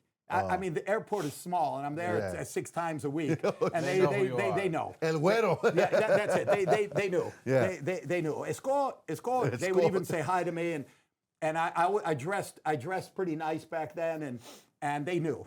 And so we got on the plane. My friends were there for a week in jail, and then I still went back for my court date.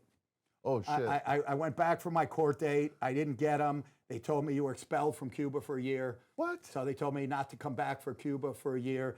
and I sat home brooding for a few days. I had probably 1,000 boxes that I had gotten out, so I had some storage, but I said, I'm not giving up because my dream was to make my gym big, build it, and then work my business, run my business, because doing what I had been doing with the boxing gloves, I wasn't going very far. Right.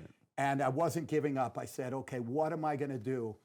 And the day I was being thrown out of Cuba, I go in the airport, and there's this American guy, drunk, and I've got my tail between my legs. I've got like a little shopping bag with like 2 boxes, and he's dancing, and I go, what the fuck are you so happy? We had like 5 hours until the plane left. And I'm like, what are you, because I was being thrown out. Yeah. So they just dropped me off like 7 hours before. They escorted me through, and it made was a sure big you scene. got on the goddamn plane. They walked me to the plane when it was time, and like I'm gonna stay. Yeah. And he's dancing and happy, and I go, what the fuck are you so happy about? Because I had a great time in Cuba. I got a girlfriend here. He said I got my 30 boxes of cigars.